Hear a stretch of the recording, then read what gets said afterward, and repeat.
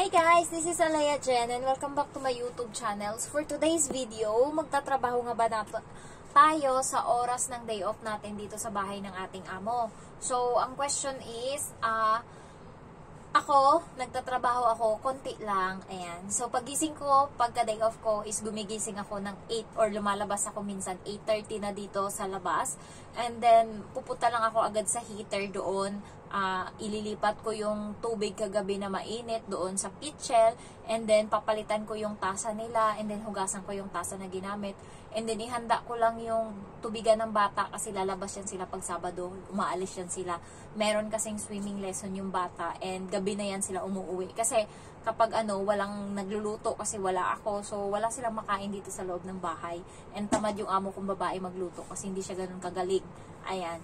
So, ang nangyari, yun lang. And then, punta na ako sa banyo, maghihilamos ako, magtututbrush, and then, mag-aayos na ako dito sa kwarto ng damit ko, lalabas na ako, and then minsan, nagpapaalam ako kapag nandyan sila sa labas kumakain, nagpapaalam ako na alis na ako, ayan. Tapos, alis na ako. Pagbalik ko, guys, meron minsan kalat konti yung damit ng bata na hinubad. Nagpalit kasi siya ng bagong damit, no, panggala. Ayun lang yung liligpitin ko, and then yung mga laruan niya na nagkalat sa sahig, pangkuhanin ko yan, ibalik ko yan dun sa laruan. And then yung heater, and then yung pitchel, tignan ko kung wala nang laman yung tubigan, and i-refill ko, and then lalagyan ko ngayon ng yung heater ng tubig na panibago. Walang huhugasan kasi walang nagalaw sa kusina. And yung mga sinampay ko dyan, bukas ko na yan kukunin. So, yung mga sinampay ko, hindi ko pinagtutupian kapag day off ko, hindi ko ginagawa yan.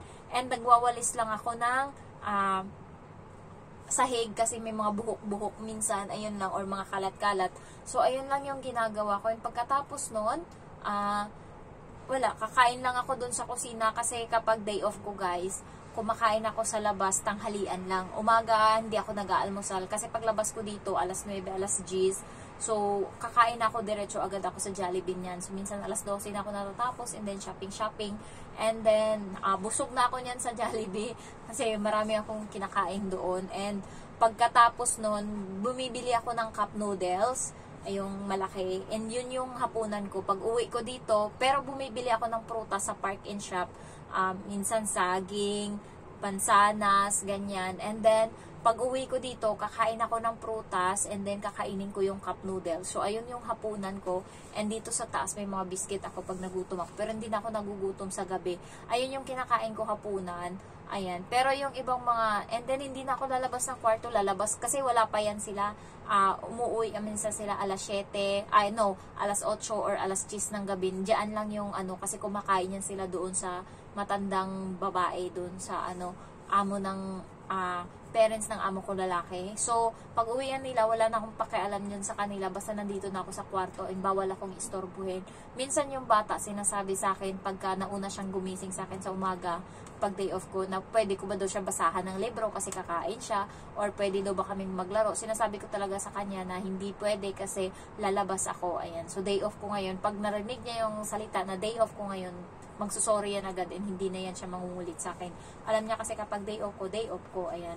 And then, yung isang kong subscriber is, hindi daw siya lumabas sa kwarto. Yung bata daw, kinakatok-katok siya doon. Kaya nagsisis siya kung bakit hindi siya lumabas. Kasi napaka-ingay daw and parang gusto siyang palabasin.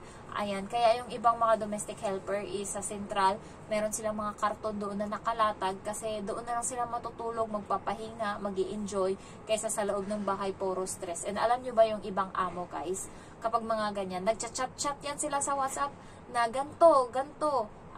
Halimbawa, Jen, this one is dirty, you didn't clean it, ganyan.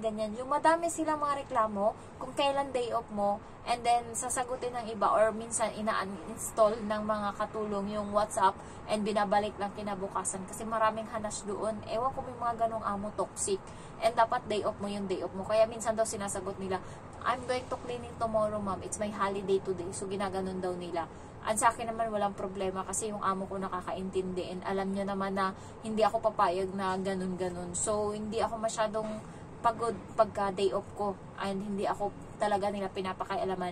Yung isa ko namang subscriber is may sarili siyang CR sa loob ng kwarto niya. And ang ganda. Sana all. Ayan, si Sheila. Ayan, subscriber ko siya and ngayon naging friend ko na siya.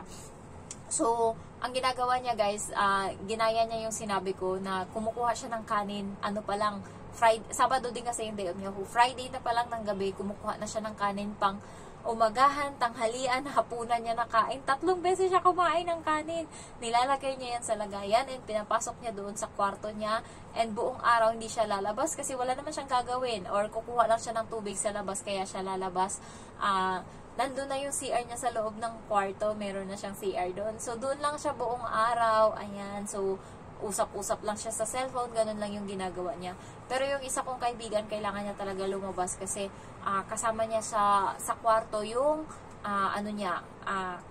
bata. Kaya kailangan niya lumabas kasi kung hindi is tatrabahuin niya pa talaga yun.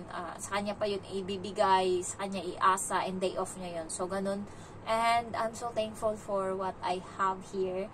Kahit pa paano naman, okay naman pagka day off ko. And kaso wala ng mga holidays, sunod namin ng holidays sa December na. Kaya matagal-tagal pa kaming antay-antay lang ng week, ayun lang. So, ano pa ba? Kaya huwag niyong sinasanay guys yung mga amo niyo kapag baguhan kayo na magtatrabaho. Kailangan pagka day off niyo, pag hindi kayo inutusan, doon lang kayo sa loob ng kwarto kung hindi kayo lalabas. Huwag kayong magkusa kasi pag nasanayan sila na nagtatrabaho kayo and pag hindi na kayo nagtrabaho sa sunod, magrereklamo na yan sila. Sasabihin nila, nandiyan ba yung amo ko? Sasabihin nila, dati naman nagtatrabaho ka, ba't ngayon hindi ka na nagtatrabaho? So parang, pag nagbago ka ng pakikitungo sa kanila, doon na sila magrereklamo. Kasi sinasabi nila, dati ginagawa mo yun, bakit ngayon hindi mo ginagawa? Kaya ako wala akong ginagawa, yung CR dyan, hindi ko yan nililinisan, wala talaga akong ginagawa. Ano lang, yun lang, refill ng tubig, walis-walis, ganyan. And then, pasok na ako dito sa kwarto.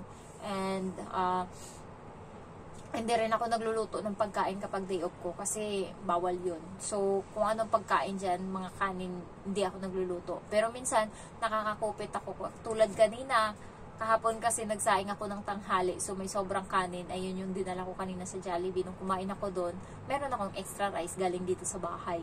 Ayan.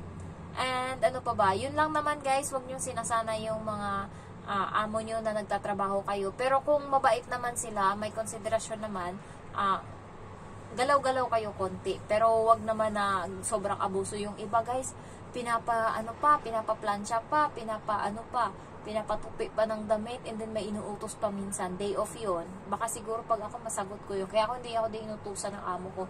Nagkukusa ako, pero hindi niya ako pwedeng utusan na, halimbawa day off po, sabihin niya sa akin na pwede linisan mo muna yung banyo bago ka umakyat sa kwarto mo. Ay naku, baka masagot ko, Diyos mio. Buti na lang talaga, maano din tong amo ko. Baka, ay! And, ayun lang. Kaya kayo, huwag niyo sinasanay. And, depende sa amo or depende sa inyo kung gagalaw kayo o hindi. And, day off nyo yun, wala silang karapatan na utusan kayo. Kung ganun ang mangyayari and ayaw nyo labag sa loob nyo na kumilos, pwede nyo silang i-message sa WhatsApp. Sabihin nyo na, it's my holiday, ganun. And then, pag nag-reply sila doon na dapat pagka-holiday ganun. So, and then, meron kayong ebidensya pagka nag-break contract kayo na ganito, pinapatrabaho pa ako ng amo ko kahit day off ko. And pwede silang hindi mabigyan na ng katulong nun dahil sa ginagawa nila kasi labag yun sa batas. Ayan. So, if you're new to my channel guys, don't forget to like, to comment, and then to subscribe. Thank you so much for watching. Bye-bye.